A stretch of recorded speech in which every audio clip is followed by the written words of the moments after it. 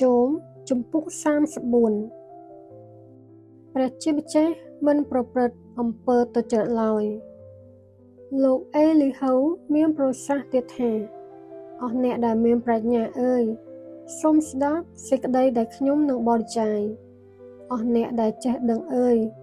សូមផ្ទៀងត្រចៀកស្ដាប់ខ្ញុំត្បិតត្រចៀកស្ដាប់ជល់ពាក្យសម្ដី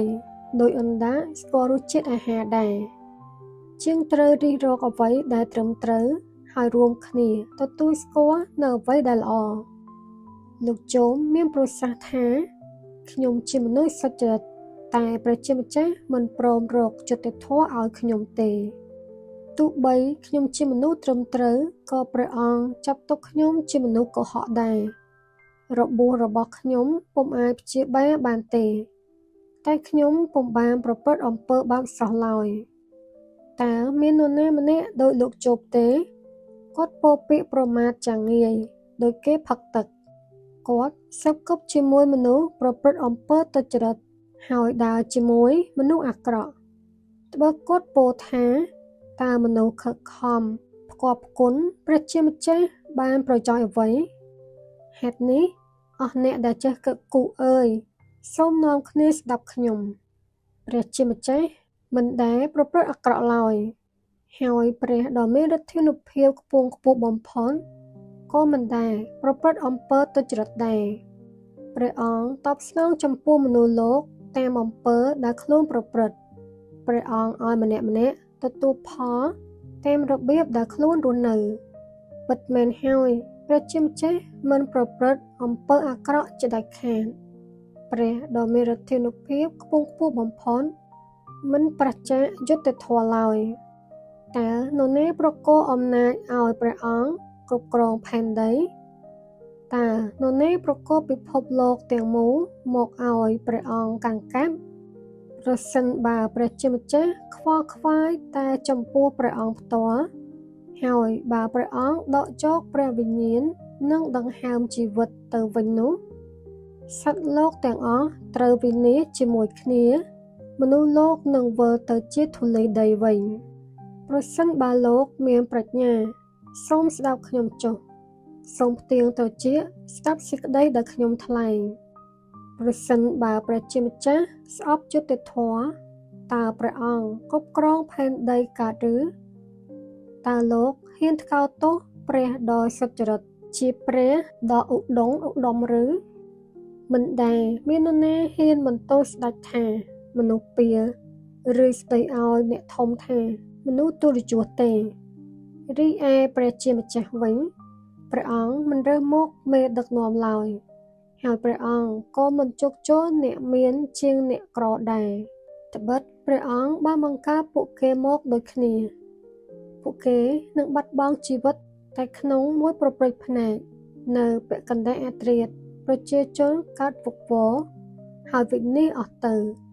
គេទម្លាក់អ្នកកាន់អំណាចដោយងាយស្រួលព្រះជាម្ចាស់ទតមើលផ្លូវដែលមនុស្សដែលព្រះអង្គឃ្លាំមើលគ្រប់ជំហានរបស់គេគ្មានភាពងងឹតឬភាពអន្តកាយណាបាំងអស់អ្នកដែលប្រព្រឹត្តអំពើទុច្ចរិតមិនឲ្យព្រះអង្គទតឃើញឡើយព្រះអង្គមិនចាំបាច់ចំណាយពេលពិនិត្យពិច័យមុននឹងនាំមនុស្សឲ្យមកឈរក្នុងទីកក្តី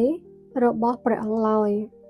ព្រះអង្គផ្ដួលរំលំអ្នកកាន់អំណាចដោយមិនបាច់សួរនាំហើយព្រះអង្គតែងតាំងអ្នកផ្សេងជំនួសត្បិតព្រះអង្គជ្រាបអំពើដែលពួកគេប្រព្រឹត្តព្រះអង្គផ្ដួលរំលំពួកគេឲ្យធ្លាក់ពីអំណាចក្នុងពេលតែមួយជប់ព្រះអង្គវាយពួកគេនៅចំពោះមុខប្រជាជនដោយវាយជនទុច្ចរិតព្រោះពួកគេងាកចេញពីព្រះអង្គហើយមិនចង់ស្វែងយល់អំពីមាគ៌ារបស់ព្រះអង្គទេពួកគេធ្វើបាបជនទុរគតនិងជនក្រីក្ររហូតដល់អ្នកទាំងនោះស្រែករកព្រះអង្គហើយព្រះអង្គទ្រង់ប្រេះសណ្ដាប់សម្រែកនេះប្រសិនបើព្រះជាម្ចាស់សំងំនៅស្ងៀមតើនរណាហ៊ានថ្កោលទោសព្រះអង្គប្រសិនបើព្រះអង្គលាក់ព្រះភ័ក្ត្រនោះតើនរណាមើលព្រះអង្គឃើញព្រះអង្គពិនិត្យមើលមនុស្សម្នាក់ ក៏ដូចជាប្រជាជាតិមួយដែរព្រះអង្គមិនសពព្រះហាតីឲ្យជនពាគ្រងរាជ្យហើយធ្វើជាអន្ទាក់ដល់ប្រជារាស្ត្រឡើយបើមាននរណាម្នាក់ទូលព្រះជាម្ចាស់ថាទូលបង្គំបានរងទុក្ខទោសរួចស្រេចហើយទូលបង្គំនឹងមិនប្រព្រឹត្តអំពើអាក្រក់ទៀតទេសូមបង្ហាញកំហុសណាដែលទូលបង្គំមើលមិនឃើញបើសិនបើទូលបង្គំបានប្រព្រឹត្តអំពើទុច្ចរិតនោះទូលបង្គំរៀងចាយហើយតាមយោបល់របស់លោកតើព្រះអង្គត្រូវដាក់ទោសអ្នកពោលដូច្នេះឬទេខ្ញុំសួរបែបនេះព្រោះលោកជាអ្នកតិទៀនគឺលោកទេតាដែលបានសម្រេចដូច្នេះមិនមែនខ្ញុំទេហេតុនេះបើលោកដឹងសូមនិយាយមកចុះមនុស្សមានសុភវិនិច្ឆ័យនឹងចូលស្របជាមួយខ្ញុំមនុស្សមានប្រាជ្ញានឹងចូលសម្រងជាមួយខ្ញុំថាលោកជោបនេះនិយាយមិនដឹងខុសត្រូវពាក្យសម្ដីរបស់គាត់គ្មានខ្លឹមសារសោះសូមសួរចម្លើយលោកជោបរហូតដល់ចប់ចុងចប់ដើមព្រោះគាត់និយាយដោយមនុស្សទុច្ចរិតត្បិតគាត់បន្ថែមកំហុសមួយដ៏ធំពីលើអំពើបាបរបស់ខ្លួនគឺគាត់ពោលពាក្យប្រឆាំងនឹងព្រះជាម្ចាស់ហើយបង្កឲ្យមានការសង្ស័យក្នុងចំណោមពួកយើង